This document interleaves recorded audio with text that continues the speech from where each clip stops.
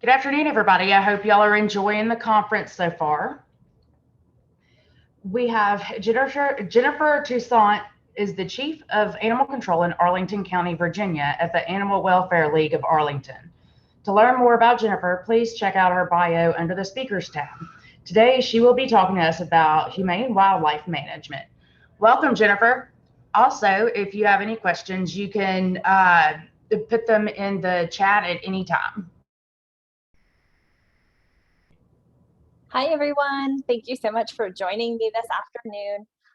My name is Jennifer Toussaint. I am the Chief of Animal Control at the Animal Welfare League of Arlington in Arlington, Virginia. I am joining you from just a state or so away. We're going to talk this afternoon a little bit about humane urban wildlife management, something that is very passionate to me and my department. And I welcome any questions throughout the presentation. Please just drop those in the chat and Angela, I think, will bring those to my attention so I can answer as we go. So a little bit about Arlington, Virginia, in case you don't know who we are, where I'm joining you from. Arlington County is only 26 square miles, but we are the home to the Pentagon, Reagan National Airport, Arlington National Cemetery, Fort Myer Military Base, multiple memorials, 11 metro stops. We are only separated from Washington, D.C. by the Potomac River, and we are joined by multiple national bridges. All of Arlington County, which serves over 250,000 permanent residents and millions of visitors annually, is serviced by one animal welfare agency. That is mine, the Animal Welfare League of Arlington. We have no other humane societies, nonprofit shelters, etc., just the one. Fully staffed, my team is, including myself, 6 officers and 1 animal control services coordinator, so only 7 people serving those millions of visitors annually. Law enforcement operating within Arlington County, again, because of the dynamicness of where we serve. We have a lot of different agencies, everything from Arlington County Police and Sheriff's Department to Reagan National Police, the Park Police, Fort Myer MPDs, which is military police, Pentagon Police, Virginia State Police, and we also work jointly very commonly with the FBI and DEA on select cases. So a little bit about Arlington. So you can see the wonderful dynamicness of the community we serve and all the urban wildlife that live there. So a little bit about my organization. We are 76 years old. We started as that little white building on the left, and now boast this multi-million-dollar animal shelter on the right. Again, it took over 76 years to get there, and the blood, sweat, and tears of many different individuals to get to where we are currently. In the early 1980s, the Animal Welfare League of Arlington gained the contract for animal control for Arlington County, Virginia. That contract is renewed every few years as well, but currently they hold that contract and have ever since. So as an animal control officer, though I work for Arlington County, my staff and myself are employed by the Animal Welfare League of Arlington through a nonprofit county contract. A little bit about the history of wildlife. I always hate when I get presentations and everybody's talking about where they are now, but they don't talk about where they started. You know, it's so important to know where an organization starts and kind of how you start to dip your toe into this kind of work. If you're interested in starting to work with wildlife or interested in starting to assist wildlife in your community. So in 1981, the shelter AWLA petitioned the county for an amendment to make trapping without a permit illegal, only allowing humane box traps. Something very important, because even these simple steps can start the ball rolling in the direction of better serving wildlife in your community. 1983, animal control, now operating under the shelter, assumes a humane-based mission for all call response, including wildlife management. We were previously under the police department, as is pretty stereotypical in animal control. But now we are housed under the shelter at that point, and again, adopt that humane-based mission. In the 1990s, animal control and the shelter established close ties with wildlife rehabbers in the area, and we created a wildlife driver volunteer to assist with transporting sick, injured, and orphaned wildlife to those appropriately licensed caretakers. And then 2001, the shelter designated a room on property to begin to house wildlife appropriately prior to that transport. So that's kind of where we get from not doing wildlife whatsoever to starting to dip our toe into the idea of the fact that since no wildlife agency existed in our community to assist all these orphaned, injured animals, maybe the animal shelter was a good fit. So why did we do this? Obviously, animal welfare. I really love to say when we do community presentations, we're the Animal Welfare League of Arlington, and we do everything animal, everything. Our slogan now is all in for animals. And it's because there's not one aspect of animal welfare that we are not stepping up to manage for our community. From community cats to urban wildlife management to, stray pets and the like, everything comes down to that one organization. It also supports the humane-based mission as an organization. Very difficult for us to say, well, we care about companion animals, but we're not going to do wildlife right now. Again, essentially, when we talk to the public, we're talking about the fact that we believe all animals should be treated humanely. It provides a local solution to a local problem. You're going to hear me talk about this pretty frequently throughout. I always like to say, as animal welfare experts, as animal control officers in our community, we know our community better than anyone else could. You know what neighborhoods are going to have certain issues. You know the demographic of those neighborhoods and maybe where some extra resources might be needed in order to meet those needs. So having a local solution for a local problem is always going to be the best way to roll. It protects your citizens from misinformation and unnecessary expenses. All of us work in animal welfare and animal control. We know that Google is sometimes not our friend. It's every person who gets bit by a dog and thinks they're going to get rabies shots in their stomach to the fact that many people think they can deter wildlife with the one I heard last week with Epsom salt. Actually it's salt. I feel like that might be an attractant. I'm not sure. People start Googling things and they get that misinformation. And sometimes it can be extremely expensive misinformation.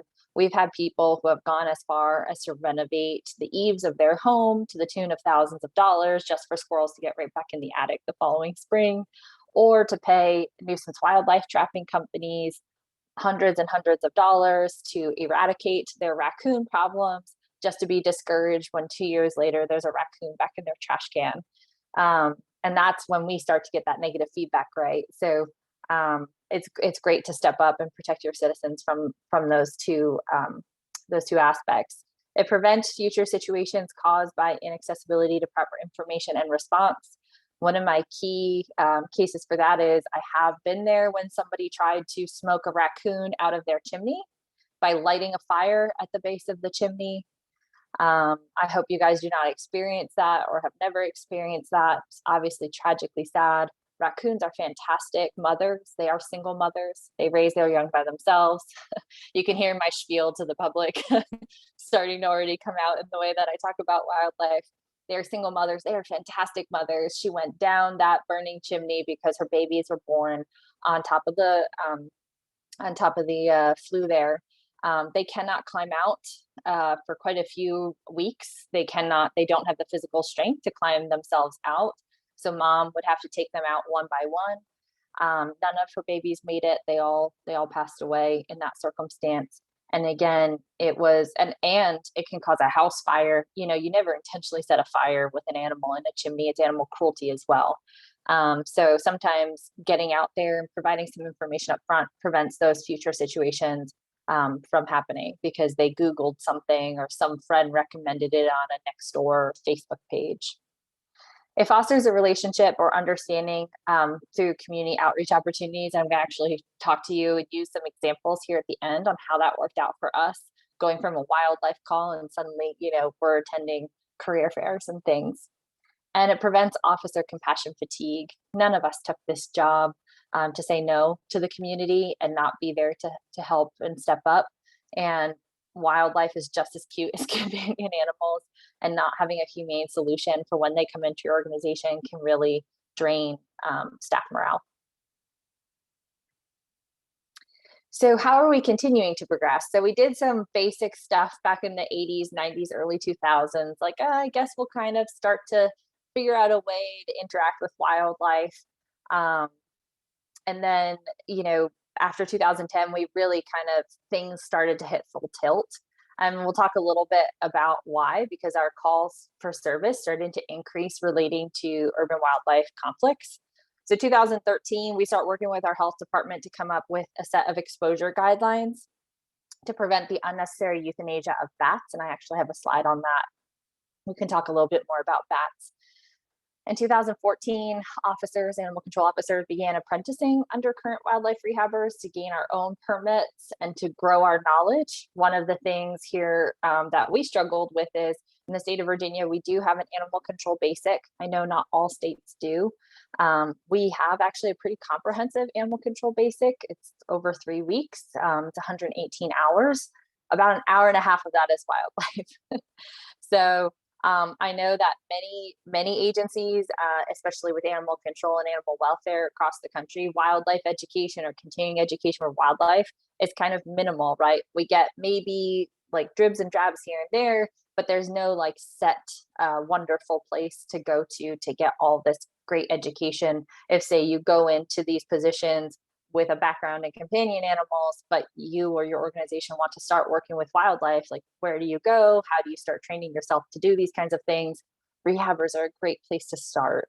A lot of your wildlife rehabbers have volunteered their time to do this. This is a passion project for them. And just like many companion animal experts who have been doing it for 30, 40 years, they learn as they go a lot of the time, and they have great tips and tricks. And they also have a good solid base of knowledge. And this is the ones that are permitted. Make sure you're going to reputable rehabbers, just like everything else. Do your due diligence in making sure you're speaking to the correct kind of people. If you guys have I saw in some of the questions that I asked, you guys do have some larger wildlife organizations in your state or larger rehab centers in your state. They're also a really great place to start.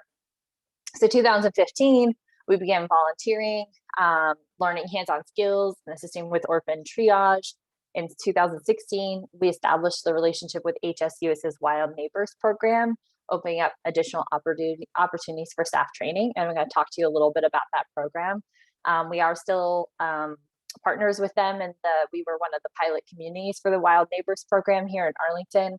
Anytime that I can get free staff training in anything under the sun, we're going to opt into doing that, of course. But this has really been a great base knowledge for a lot of us, and they offer a lot of great continuing education free opportunities, which is, I think, what so many of us are just trying to find now, especially the virtual opportunities as we want to stay present and stay learning through this pandemic.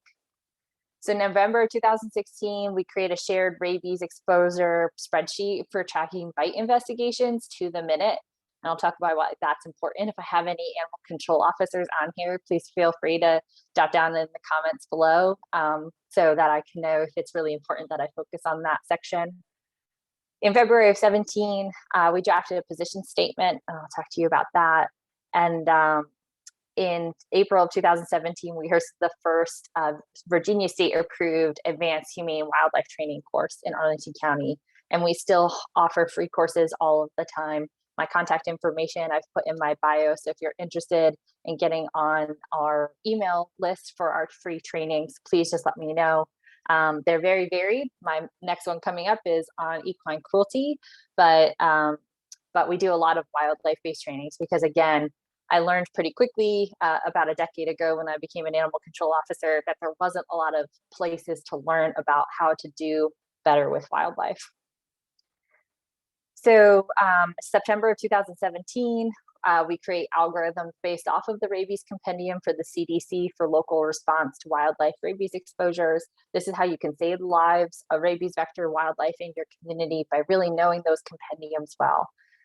2018, we passed a local wild and exotic animal law. It's something I'm very proud of. It's very extensive and it safeguards wild and exotic animals while also creating more public safety. In 2019, we continue to offer wildlife specific continuing education. Like I said, we really have upped that as well in 2020, making those opportunities virtual for everyone. And then last year, we established AWLA's Wildlife Resource Center. Again, now almost 3 decades at that point in the making, lots of energy went into creating the resource center, and we're very proud of the work that's coming out of it. The Wildlife Resource Center has already saved over 1,000 native animals in Arlington and the DC metro area as of January 1st of this year. So we eclipsed past 1,000 animals saved, wild animals saved. So we're very proud. In 2021, we hosted the first statewide wildlife rehabber appreciation event. Like so many things, sometimes in animal welfare, we lose track of who we have to say thank you to. And for so many years, even us as an organization had transferred wild animals to rehab, and we had really forgotten to truly make sure we said thank you as a community and as an organization. So all of this sounds great, but you're sitting there and you're like, well, we currently just get phone calls about wildlife, and we don't really know how to answer all those phone calls all the time because we don't have tons of education on, all the intricacies of wildlife, and we don't know where to start. I absolutely understand. I've coached many different organizations and agencies from just that exact spot of getting all of those baby bird, baby bunny, baby squirrel phone calls, to maybe taking a bigger step into wildlife, or even just getting that education you need to take those phone calls adequately, because maybe you don't have the ability to respond to wildlife in the field yet. So establishing a protocol or policy for wildlife conflict management is really a great place to start. What do you go out on? What are you going to advise over the phone on? What are you capable of doing? And what are you not capable of doing? And again, many of us started from a place of just being able to maybe give some really good, solid advice that's better than Google and more local, because again, a local response to a local issue is always going to be better received because nobody knows their communities better than you. Or maybe you do have a field response team, or you're an animal control officer and you say, not only do I get those calls, but I'd like to start to integrate some of these wildlife calls in. Maybe you guys work with conservation police, USDA agents, whomever is responding in your state for wildlife conflicts, especially if you have larger conflicts like bears, etc. I'm sure you guys have an agency, a state agency that will respond in those circumstances. Maybe you start to decide, well, we'll handle non-rabies vectors or smaller mammals, and we'll pass those on. Make sure to establish that protocol or policy first, because like everything else, if you take too big of a bite of the apple to start, you can get overwhelmed really easily. So make sure then, once you establish what you're going to start to work with, you provide the necessary training on wildlife management to staff. Again, I've got tons of resources we're going to talk about in here and ways that you can start to engage in that training, even for free. But making sure that you know what you're going to do, and then everybody's saying the same things. So if one person calls your agency or gets a hold of a certain officer, they don't hear a completely different thing from somebody else. We call them our spiels on wildlife. We have a different one for every different type of native animal that you can find in our community. Again, we like to humanize them a little bit because we live in such an urban jurisdiction in Arlington County. Many people have not ever interacted with or seen wildlife in their life. We still periodically get phone calls from visitors or new residents that are like, hey, I just saw a deer. And you're like, and? No, you don't understand. I just saw a deer in the middle of Arlington. Yes, they live here too. So really kind of just deciding what you're going to take care of, what you're going to advise on, and providing that training. Training includes learning the life cycles of these types of animals, learning where to refer people to if things are above what you're capable of managing. All of that's a really important thing to have together. Getting your local animal control dispatchers and shelter staff on board. Again, everybody kind of has to be on the same page. So writing something like a mission statement or coming up with something like an SOP or a standard protocol or policy is really helpful for that continuity of service, so that one person is not getting this wonderful 30 minutes all about the life cycle of a fox, while the other person is being told, we don't do foxes. If it's underneath your back shed, you'll need to call someone out there yourself. Making sure there's continuity in what people are hearing from you guys. Establish a working relationship with your wildlife rehabber and driving community. So important if you want to start doing this kind of work, even if you want to just start taking those phone calls. Again, the rehabbers get these phone calls all day long, so they can definitely counsel you on how to give appropriate information. Maybe they're going to tell you about a resource that exists in your area or in your state that you weren't even aware of. Um, and they're going to make sure that you're giving sound information and you're sending people back with wildlife that they've stolen. Because every single animal shelter in the continental US, somebody's walked in the door with a baby bird that was perfectly fine where it was. And it was just a fledgling, and people think that birds fly from the nest, even though really only raptors do.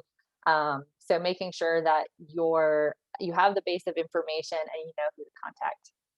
And then establish your working relationship with your local health department officials or rabies management or communicable disease team. So this especially is really important for the animal control officers that are joining me today, making sure that you have those working relationships so that they understand that you're making the calls that are needed, the appropriate calls if there is an exposure to a person or a pet for some of these animals, but also that you're not unnecessarily euthanizing everything that comes in because it's a rabies vector species. And then you can start doing some public education on your social media platforms and presentations. We love doing these kinds of things. We call it getting in front of the issue. Spring season's coming. Let's start doing, all of the presentations about baby wildlife and why we don't steal everything that we find on the ground, and how fawns, are left by their mothers and they come back and they nurse them. All of the different spiels as it relates to different types of wildlife, to make sure that you're getting that information out there to prevent some of those conflicts later. So calls for service priority guidelines. These are some of my priority guidelines from my department, and you will see that wildlife is integrated seamlessly into our call for service priority guidelines. We do not prioritize certain animals over others. When an animal is critically sick or injured, that animal would be considered high priority, whether it is a dog or a raccoon or a fox or a beaver or all of the things. Again, this comes down to writing those SOPs and deciding what you can and cannot integrate into your department and what is your responsibility. For instance, in my locality, we do pick up deceased wildlife. My agency is not responsible for doing it on private property, but I do insist that my officers do it on private property if it's a rabies vector species. That's to prevent people from exposing themselves and or to determine if their pet actually killed the animal, which we have found, unfortunately, to be fairly common. When the call comes in, it just comes in as a deceased, coyote in the backyard. But when we actually get there, we learn, oh yeah, my dogs might have killed it. And that's an exposure and a concern we would want to be aware of. So we do respond to rabies vectors on private property.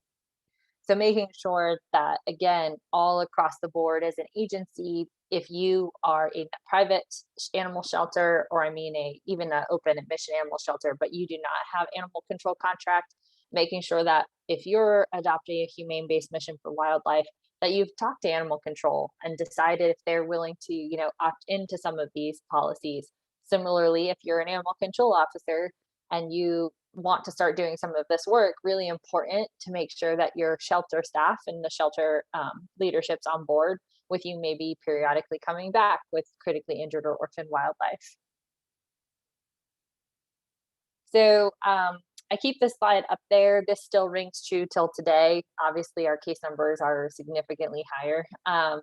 But every year I run the case statistics in Arlington County. We run thousands of calls for service, and over 50% of them are wildlife based. And in such a large urban jurisdiction, we of course have a good demographic. We do over 895 bite, I think we eclipsed over 900 last year, bite investigations. Obviously, cruelty investigations, some of the ones from my agency unfortunately made national news over this last year. But wildlife still wins every year for the largest case volume. And again, it's always just over 50% of the work that we do.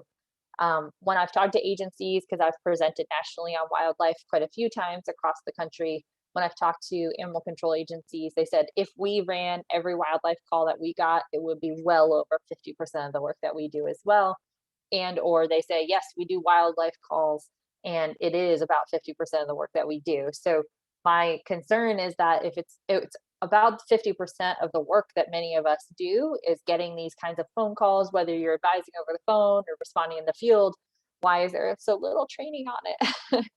Because it's so very important to make sure that we have all the training that we need to do the jobs that we do. And many of us might do a handful of, for instance, dog fighting cases in a year. If you struggle with that, I'm very sorry. We do as well. Um, in the state of Virginia, we still have quite a few animal fighting cases yearly, and but I've taken probably 25 courses on that. Whereas I sometimes struggle to find wildlife-based training for newer staff um, after they've done the initial round of training that we offer. So I think more and more you'll start to see wildlife-based trainings offered for animal welfare and animal control agencies, because it is so much of the work that we're starting to do. Because if it's not us, who's doing this? Um, so learning about orphan baby animals, most of the work that many of us will do is going to be injured orphaned. Orphaned sometimes is not orphaned, like birds, for instance, and fawns. But also, we love to reunite animals in the field. So rather than actually assuming they're orphaned, giving their mother or mother and father, for instance, for things like foxes that are co-parented through their younger months, the opportunity to take them back. So learning how and when to reunite can be really important to preventing those intakes coming in, learning what symptoms to ask to determine if an animal's actually distressed versus a natural behavior that you're seeing from that animal. Again, a lot of the work that is going to come across your desks or out of your agencies is going to be phone calls. It's going to be members of the public not knowing what to do with themselves, and learning how to deflect some of the uninjured, healthy wildlife is really an important part of the work that we all do. Um, and learning what size your native wildlife is when they are on their own, away from their mom. Because a lot of the time people see certain animals and they assume they are orphaned, like bunnies, when they are not. We tell people bunnies is the size of the baseball and their ears are up, bunny is on its own. So bunnies are weaned very quickly, whereas fox kits take a little bit longer. Opossums is 7 inches from the tip of their nose to the base of their tail. They're on their own as well. Opossums, unfortunately, they are not that they are not good mothers, but they are not as diligent. For instance, a raccoon mom will descend a burning chimney to rescue her young. A possum mom jumps into a trash can, jumps back out, and maybe her back feels a little bit lighter because remember, after they come out of pouch, possums are marsupials. They hang on to their back for a period of a week or two before they're out on their own. And mom jumps out of the trash can without one, and she just feels a little bit lighter and she keeps on going. A possum mom is not coming back for baby. So making sure you know some of this about some of these animals will tell you whether or not that person actually needs to be advised to contact a local rehabber, bring the animal to you if you are set up to accept wildlife, or set the animal up in a way that it can be reunited with its mother. So wildlife training, I've mentioned this a few times. Here are some of the easiest ways to gain access to wildlife training. So again, the HSUS Wild Neighbors program, you can sign a pledge to be a wild neighbor, and you will gain access to a book that answers common wildlife problems with an interactive guide. I have it on the next slide. Volunteer or apprentice with your local wildlife rehabbers. I cannot push this aspect of it enough. Many of them need extra hands anyway, especially this time of year. If you have a federally permitted migratory bird rehabber, now's a great time to jump in and say, hey, can I help feed baby birds? Because they have dozens upon dozens of them and they really could use all the extra help. Contact your local vets or wildlife sanctuaries that handle wildlife in your area and ask for hands-on training or if they offer classes. Many of the larger state wildlife agencies do offer virtual classes now. Wildlife Center of Virginia, which is a nationally known wildlife center, they just did lots of work in Australia on the wildfire situation. They offer an entire like online academy that anybody can take to learn more about the specifics of care for individual species of animals, or on the spot training with more experienced personnel, which I'm sure every animal welfare person on this call will appreciate. It's how many of us learned how to do what we do. Somebody was very talented when we were hired by whatever agency we work for, and we learned on the fly with that person over and over, whether it was in field work or working alongside them in an animal shelter. The same exists for wildlife individuals. If you have, for instance, a local biologist or somebody, or again, somebody a part of the rehab community, or a local veterinarian who cares for exotic or wild species of animals, if they're willing to allow you to come in and learn as you're helping them, even if you're cleaning in cages, so that you can kind of spend some time and learn more about these animals. It's a really great thing to think of and to seek out. So HSUS's wildlife resources, again, they do really amazing ongoing wildlife conflict resolution trainings and webinars. Many of them are even just auto-loaded on their website, so you can take them by species. The Humane Wildlife Conflict Resolution Guide, which is pictured in Mr. Raccoon there, that is actually a booklet that they will mail to your agency. I just asked for 10 more and they sent them to me. I give them to new volunteers because we have wildlife ambassador volunteers now with my organization. You can flip through it. So say you are just going to start taking some phone calls and giving better advice. You can go to the species. It has questions that people can ask you and how to answer those kinds of questions.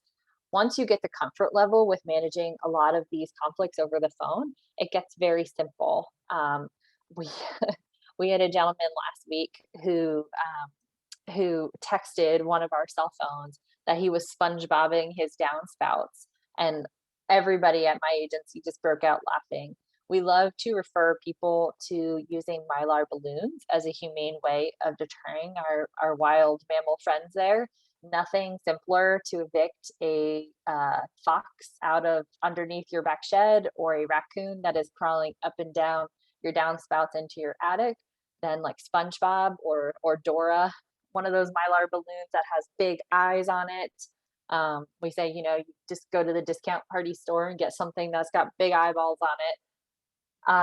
And of course, heavily weight it, because we don't want the balloon to fly away because they can be injurious to animals. But heavily weight the balloon, give it about 2 feet of string, let the balloon move with the wind. It's a formidable enemy. I actually have quite a few funny videos of wildlife taking their young and like moving their young out of the den because Dora is just sitting there, blowing in the wind outside of where they go underneath the back deck of someone's home. So really easy, simple ways to do some of this resolutions for some of these native animals. And remember, you're not condemning any of them to death, especially our terrestrial mammals. They have upwards of 6 or 7 den sites within about a 1.5 mile radius. They move their young from site to site anyway as they grow, especially the larger mammals that you'll run into, like coyotes and foxes, etc. They will move their young because they outgrow their initial den site. So again, I highly recommend grabbing some of these resolution guides. They've been really great for teaching front desk staff to feel more comfortable taking some of these phone calls and managing the conflicts. Again, they have tons of websites. And then my other favorite thing is if you have a specific species conflict, for instance, coyotes, Canadian geese, or deer, or mountain lions, bobcats, etc. They have one for all of them. You can request to see a copy of their recommended conflict resolution guide for that species. It can be really helpful. Sometimes in it, it's just things that you maybe wouldn't have thought of, or it's some great scientific facts about why certain things work and other things didn't work. They've got a lot of data in there. especially if your agency, like my my community, every like 10 to 15 years decides to count deer to see if we have too many. Um, it's things that can come up on the fly there. And as animal welfare professionals, you're like, I don't know, where do we start on managing mountain lions? There's some great agencies out there like this agency that has those conflict resolution guides that is a great place to start. So getting local animal control dispatchers and shelter on board. I always like to give people like, what's the bullet points you're going to go in there to say, hey, this is something really important that we need to spend some time on. So overall cost savings, if you are indiscriminately renting traps to members of the public when they have wildlife issues and you are euthanizing all of those animals, there is a cost to you, both emotionally and financially, and your organization. It can be extremely expensive. I've talked to some animal control officers who wanted to stop the practice of renting traps or servicing private traps for community members, and their agencies were like, okay, well, we'll only allow people to bring in up to 4 animals a year. I was like, 4 animals times every single resident you have? My goodness, that's not a really efficient way to go about limiting the public from doing a program that doesn't benefit anyone. We know biologically removing certain animals from the ecosystem can have huge negative impacts, especially when you're removing a lot of these larger animals. You take down the coyote population, or I grew up in an area that had wolves. You take down the wolf population and suddenly everybody's complaining about deer and elk. It's like, well, that's what the wolves are doing and eating. So there can be those negative impacts. Again, maintaining a humane-based mission. It's really not that big of a jump for many of our organizations to say, improving the lives of animals to all in for animals. And animals includes wildlife. It includes agricultural animals. It includes companion animals. Decreasing compassion fatigue. Again, none of us signed up to do these jobs to be the person that has to euthanize, fox kits that somebody found and caught in a box trap in their backyard. It can really, especially for the animal control agencies, who unfortunately this responsibility negatively falls on, it can be really detrimental to the work that we do, and it can really draw on the team in a negative way.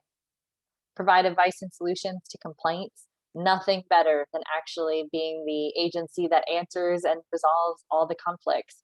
I think it's really interesting because we do some pretty high level cases every year. Again, being the nation's capital, unfortunately, a lot of our animal cruelty investigations, et cetera, have a tendency to make national news, but we get the most donations to the local animal shelter based off of animal control's wildlife work every year.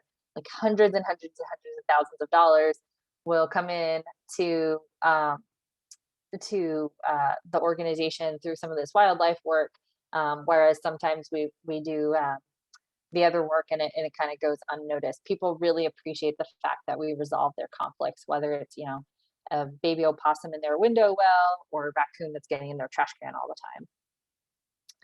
And then additional outreach opportunities, we'll talk about that in a second, and stronger community trust. Again, every time that somebody decides to reach out to your organization or your agency, your animal control agency, and you say, I'm sorry, we can't help you, it starts to break down the trust that the community has and the fact that you're a conflict management agency for them. I have I had a case many years ago. I was a newer officer, again, in Arlington County. We have so many law enforcement agencies. Animal control is not under the police department anymore, so we do not carry LEO status. We are not armed. I was responding to a call for a bite situation by some, crazy set of circumstances, which has never happened since. I beat both police and fire to the scene. It was dark. The person was heavily intoxicated and was bleeding. They had punched a dog over a fence, and I was quickly in over my head. There was a second person who was aggressing at me while I was trying to aid the person who had been injured and trying to sort through with the pet owner, who was very upset because she had seen her dog be struck over the fence. And I was quickly overwhelmed, and one of those persons intended to cause me harm. I kind of backed up into the street to try and get back to my patrol vehicle, just, fingers crossing that police were going to come down the street any minute there. And a member of the community came running down the street for me, yelling at everybody to back off of me. People started coming out of their houses. And the two gentlemen who came running to my aid, I had helped them with raccoon issues a number of months earlier. And they were like, "Yeah, get away from Officer Jen." So, you just never know when you put that equity into a community to help out with whatever their concern is, it's going to get paid back to you tenfold. And I always like to use that case as an example case for why community trust happens every single day on every single call that we're doing. So establishing that larger network of assistance. So none of us can do this work we do on our own. Many of us know this with COVID as a result of the hundreds of thousands of foster community families that came forward for animal welfare organizations across the country to take in shelter animals to make more space. Similarly, you cannot do wildlife on your own. I highly recommend volunteer wildlife drivers. If you are an animal welfare organization that does take in injured orphan wildlife, it's going to be difficult to get them to rehab. Your rehabbers are seldom going to live down the street. So making sure you have a key group of people who are trained to transport appropriately and safely. Having a rehabber book, a reference guide for staff is going to be really important, including like checklists for making sure they're being adequately cared for. Utilizing your local veterinarians, for instance, if you need lactated ringers, which cannot be distributed without veterinary guidance to wildlife, or working with nearby agencies. Maybe you partner with a nearby shelter and the two of you work together to get animals out. So wildlife rehab, networking with local wildlife rehabbers, we've talked about it. So important. Make sure you're talking to your state agencies and that you're making sure you get the correct permits for this, because you do not want to get dinged by not knowing what questions to ask. Providing resources to gain their trust. One of my favorite things is mildly expired dog food.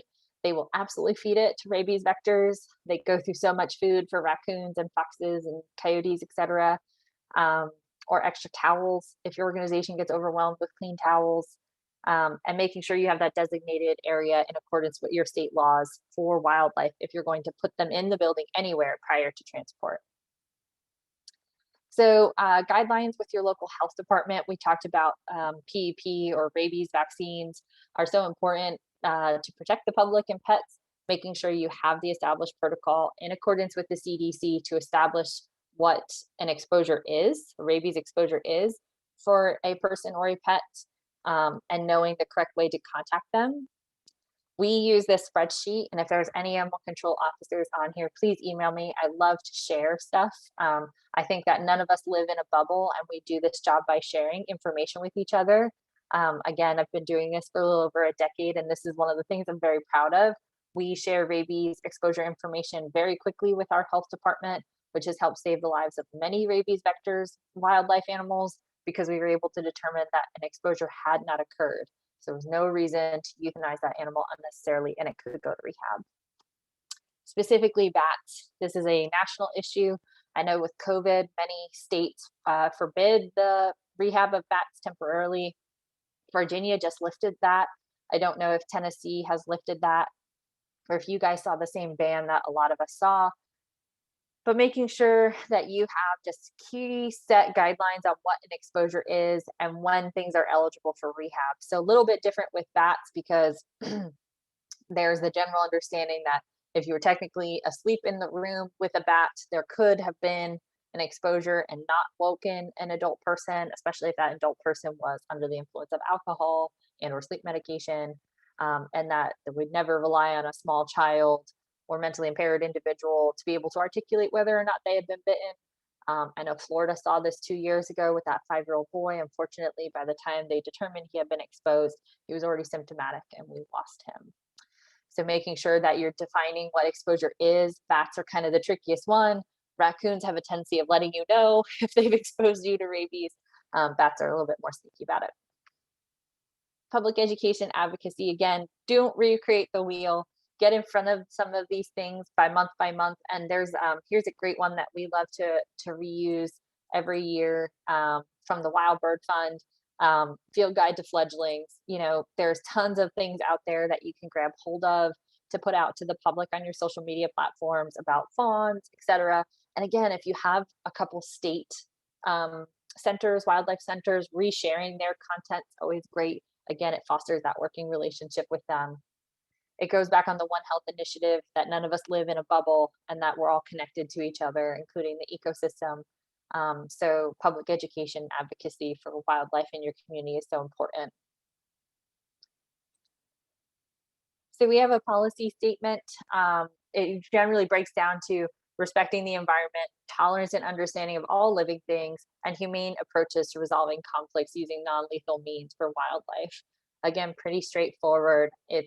We like to put it out there and be very honest and upfront with the community. So when they reach out to us with a conflict, they know that we're going to go the humane way first, always. And we do that because of a desire to foster that relationship with the environment and a tolerance for all living things.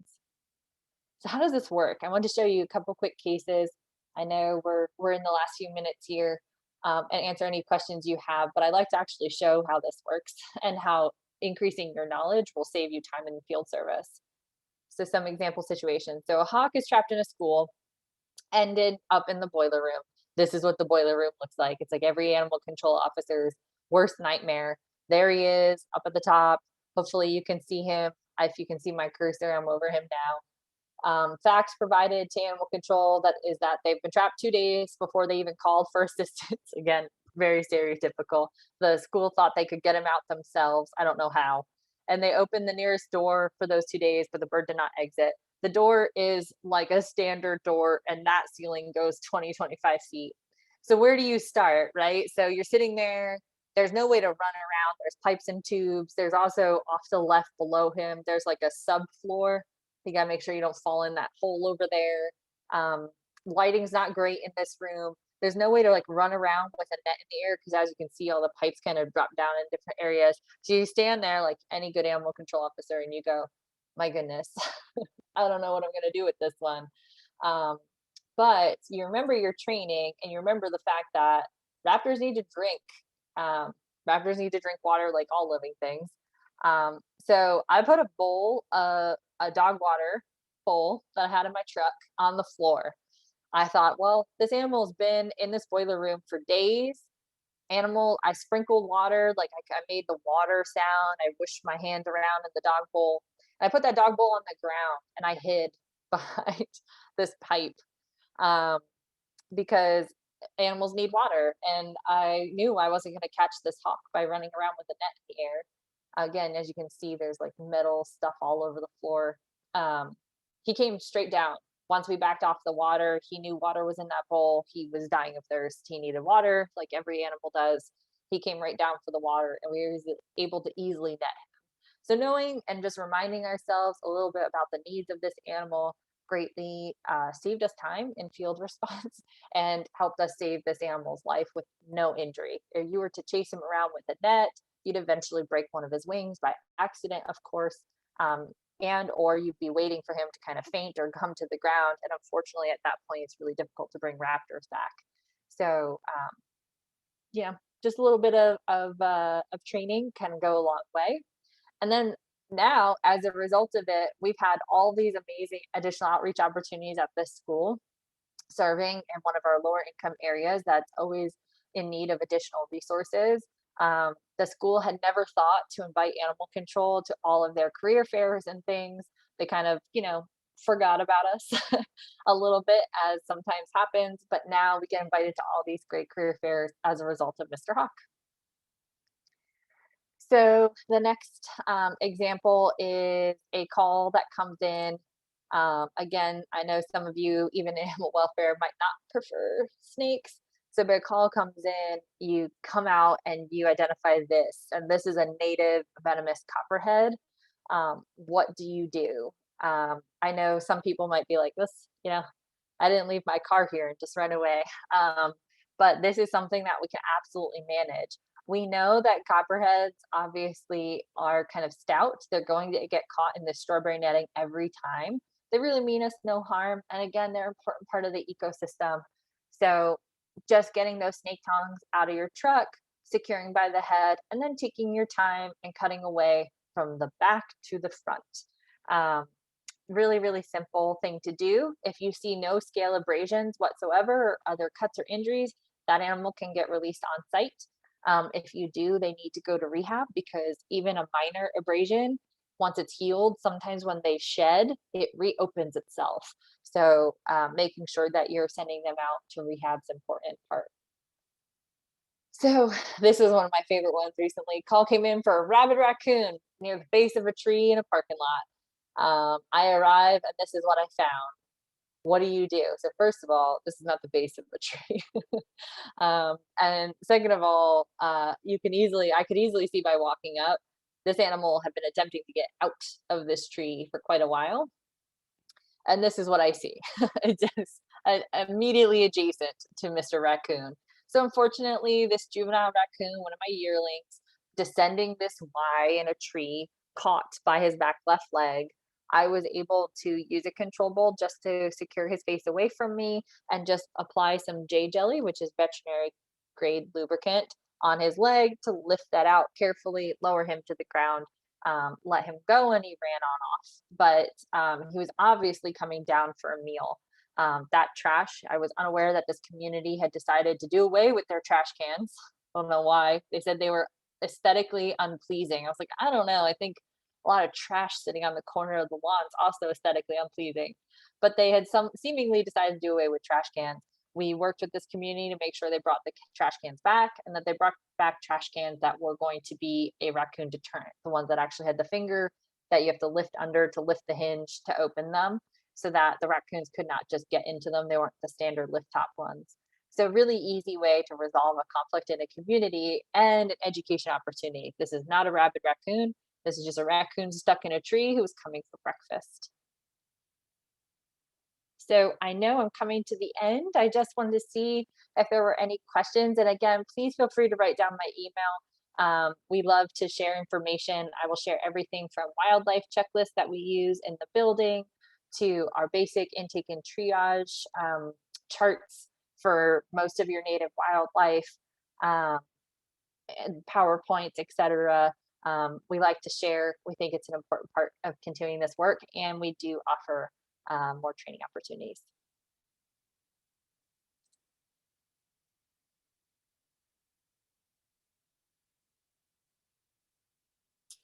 I'll get it one day, but it's perfect. Thank you so much, Jennifer. That was great.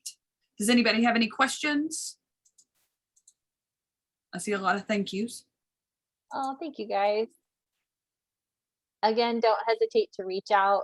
You'd be surprised. Also, I like to share lots of things and lots of different topics. So if you have a question, I did promise quite a few people on the general agenda to send along my animal control officer basic training checklist. I have a very good comprehensive checklist on how you take a brand new animal control officer from no training to field service. If you don't have something like that, I can send that along as well. Perfect. And our, like I said, our session is recorded, so we will get it up on the computer soon. So folks will be able to see that as well. So thank you again, Jennifer. We greatly appreciate it. And you have a great rest of your day. Thank you guys. Bye. Be well. We have two.